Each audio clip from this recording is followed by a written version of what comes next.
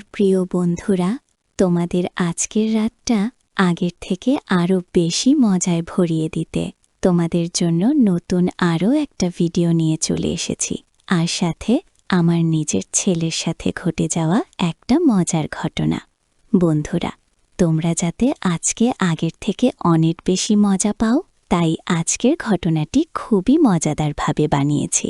তোমরা যদি সত্যিই মজা পেতে চাও, তাহলে তোমরা ভিডিওটি না টেনে সম্পূর্ণটা দেখো।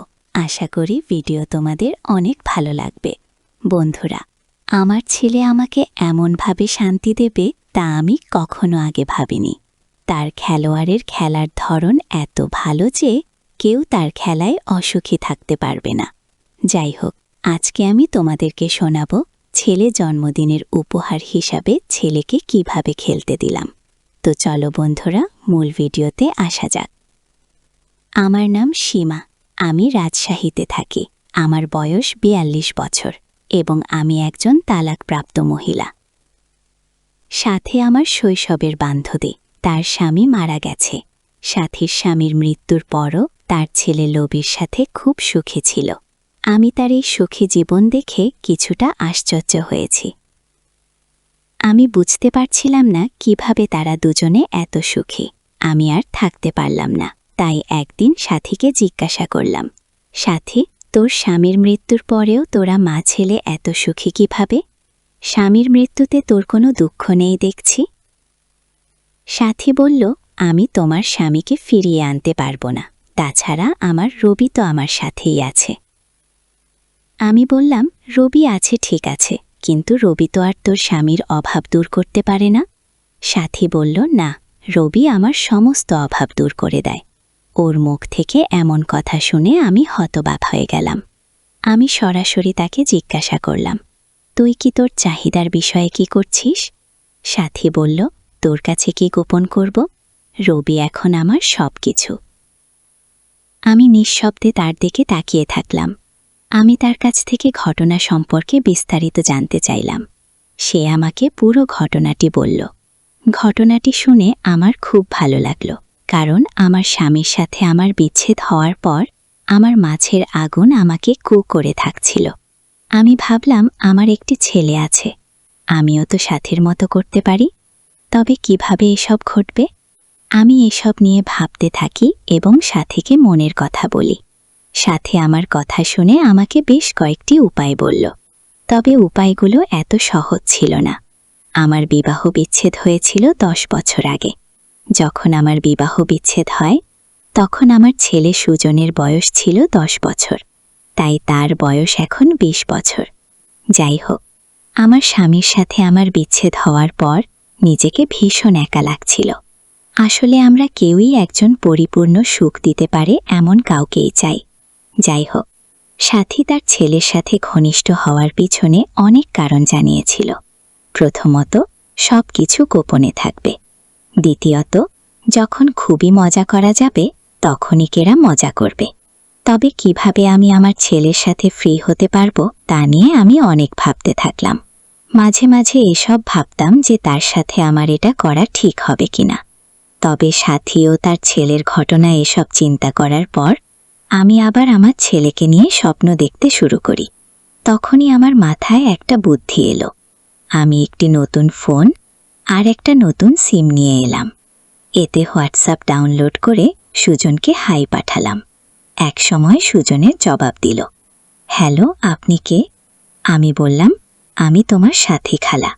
সুজন বলল, হ্যালো খালা, কেমন আছেন? আমি বললাম, ভালো।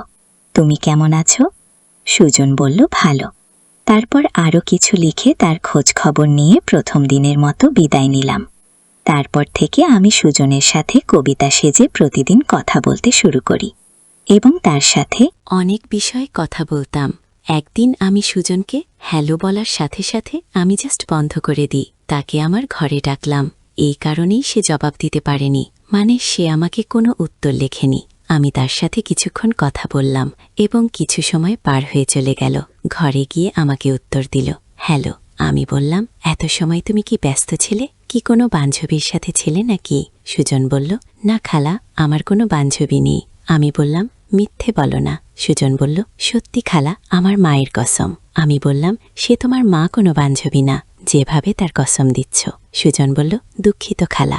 আমি বললাম, ঠিক আছে। আমার ছেলে জানতো না যে সে তার মায়ের সাথে কথা বলছে। তারপর আমি তাকে সাথী খালা হিসেবে জিজ্ঞাসা করলাম, তুমি কি ধরনের মেয়ে বন্ধু চাও? সে বলল, না বলবো। সে লজ্জা পেয়ে বলল, আরে খালা, আপনি এমন প্রশ্ন করছেন কেন? আমি বললাম, তুমি কি লজ্জা পাচ্ছ? কিন্তু কেন? তোমার কি মেয়ে বান্ধবীর দরকার পড়ে না? আমার ছেলে তো তার মেয়ে বান্ধবীকে নিয়ে আমাদের বাড়িতে আসে, তারা তো আমার সামনেই মজা করে। এই কথা শুনে সে আমার সাথে কিছুটা ফ্রি হয়ে গেল। তখন সে বলল, খালা, আমার এখন আসলে কোনো বান্ধবী নেই, তবে কিছু মেয়ে অবশ্য আমাকে পছন্দ করে, কিন্তু আমি তাদেরকে পাত্তা দিই না। আমি বললাম, কেন? তাদের কাউকে কি তোমার পছন্দ হয় না? তাহলে তুমি অন্য মেয়ে চাও। সুজন বলল, না খালা, আমি এই মেয়েগুলোর মধ্যে কাউকে পছন্দ করি না, তারা কেউ আমার মনের মতো না। আমি বললাম, তাহলে তোমার মনের মতন কে? কেমন বান্ধবী তোমার পছন্দ? সুজন বলল, আমার মায়ের মতন। আমি বললাম, বোকা, কেউ কি মায়ের মতো মেয়ে বান্ধবী চায়? সুজন বলল, আমি তার স্বভাবের কথা বলছি, তার মতো যত্নশীল হতে হবে, আর দেখতেও। আমি বললাম, ও হ্যাঁ, তাহলে এই ব্যাপার? সুজন বলল, হ্যাঁ। আমি তোমাকে একটা কথা বলবো, তুমি কিছু মনে করবে না তো? সুজন বলল, না খালা, বলেন।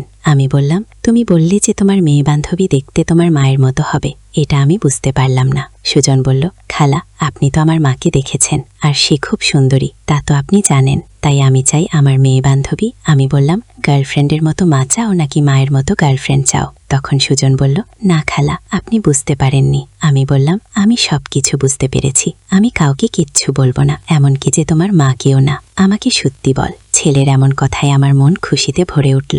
এভাবে সেও আমাকে চায়। আমি বললাম, আমি তোমার মাকে তোমার জন্য পটাবো, তুমি কোনো চিন্তা করো না। সুজন বলল, প্লিজ খালা, ব্যাপারটা যেন অন্য কেউ না জানে। আমি বললাম, ঠিক আছে, ভয় নেই, কেউ জানবে না। সুজন বলল, ধন্যবাদ খালা। আমি বললাম, আমি তোমার মাকে তোমার জন্য এখন থেকে পটাবো, কিন্তু তোমাকে তোমার মাকে ইমপ্রেস করতে হবে, তাই আমি যা বলি তাই করো। সুজন বলল, ঠিক আছে খালা, বলুন কি করতে হবে? আমি বললাম, যখন তোমার মা খুব একা বোধ করে তখন তাকে জড়িয়ে ধরবে, তাকে সান্ত্বনা দেবে, আবার যখন সে খুব খুশি থাকে তখন তাকে জড়িয়ে ধরবে। সুজন বলল, ঠিক আছে খালা। তারপর থেকে সুজনের মধ্যে পরিবর্তন দেখতে পেলাম। সুজন আমাকে তখন জড়িয়ে ধরতে শুরু করলো। সে আমাকে জড়িয়ে ধরত, আমার খুব ভালো লাগতো। এখন সে বাইরে থাকে, বাড়িতে এলে আমার কোলে মাথা রেখে শুয়ে পড়ে আর আমার বুকে মাথা ঘোরাতে শুরু করে। আমিও নিচু হয়ে আমার ডাব দিয়ে তাকে চেপে ধরতাম।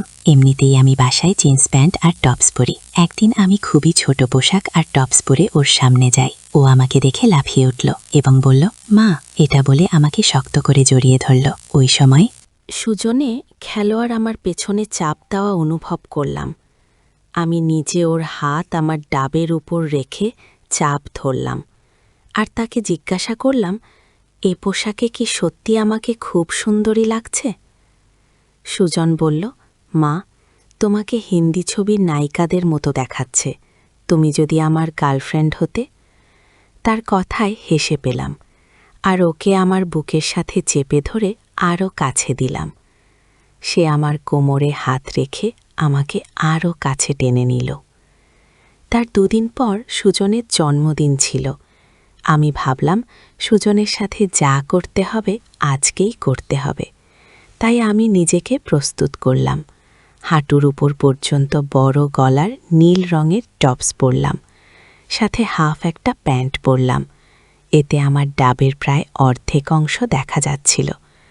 রাত 12টা আমি সুজনের ঘরে গেলাম এবং তাকে জন্মদিনের শুভেচ্ছা জানিয়ে তাকে জড়িয়ে ধরে তাকে আমার ঘরে নিয়ে এলাম। সুজন আমার ঘরের সাজসজ্জা দেখে অবাক হয়ে গেল আর বলল, মা, তুমি আমার জন্য এসব করেছ? আমি বললাম, হ্যাঁ, আমি আমার ঘর সাজিয়েছি, কেক এনেছি, 1 বোতল হুইস্কি এনেছি। আমার ছেলে এখন বড় হয়ে গেছে, তাই আমি তার জন্য সব কিছু করতে পারি। এসো এখন কেক কাটি। সে কেক কাটল, আমিও পাশে দাঁড়ালাম। সে কেক কেটে আমাকে খাওয়ালো। সে আর আমি 1 পিস কেকের অর্ধেক করে খেলাম। তারপর আমরা একে অপরকে জড়িয়ে ধরলাম। তারপর আমি তাকে বিছানায় বসে হুইস্কির বোতল খুলে ফেললাম, তারপর বানালাম। আমি একটু তার কাছে গেলাম। আমি তার কোলে বসে বললাম, শুভ জন্মদিন সুজন, এটা তোমার জন্য। সে আমাকে নিজের কোলে নিয়ে বলল, থ্যাঙ্কস মা, তুমি খুব ভালো। বলে সে প্যাক শেষ করে আমাকে বলল, কি কেমন লাগলো? সুজন বলল, খুব ভালো। আমি বললাম, তোমার জন্য এদিনকে বিশেষ করে তুলব। সুজন বলল, তুমি মা। আমি বললাম, তোমার বান্ধবীকে কেন ডাকলে না? সুজন বলল, তুমি জানো না আমার কোনো বান্ধবী নেই। আমি বললাম, সত্যি করে বলো, তুমি কি রকম বান্ধবী চাও? সুজন বলল, সত্যি বলবো? আমি বললাম, হ্যাঁ বলো। সুজন বলল, তোমার মতন বান্ধবী চাই। আমি বললাম, তোমার মতো নাকি আমাকে চাও? প্রথমে সে চুপ হয়ে তারপর আমার দিকে তাকাতে লাগলো। আমি বললাম, আমি একটা কথা বলবো? সে অবাক হয়ে আমার দিকে তাকিয়ে বলল, হ্যাঁ বল। আমি বললাম, তুমি যার সাথে চ্যাট করছো সে তোমার সাথী খালা না। সে হতবাক হয়ে বলল, মানে? আমি ওর বুকে আমার মাথায় রেখে বললাম, ওটা আমি। সে শুনেই খুশি হয়ে গেল এবং আমাকে আরও শক্ত করে জড়িয়ে ধরল। তারপর আমি ওকে বললাম, সুজন, আমি তোমাকে অনেক ভালোবাসি। সুজন বলল, আমিও তোমাকে অনেক ভালোবাসি প্রিয়তমা। আমি যখন তার সাথে এসব কথা শুনলাম তখন সময় নষ্ট না করে আমি বসে পড়লাম। আর সুজন সব কিছু বোঝার আগে আমি তাকে সম্পূর্ণ উন্মুক্ত করে দিলাম। সাথে সাথে তার বিশাল খেলোয়াড় বের হয়ে এলো। তার এই খেলোয়াড় দেখে আমি পুরো হতবাক হয়ে গেলাম, কেননা তার বয়সও তুলনা তার খেলোয়াড় অনেক বড়।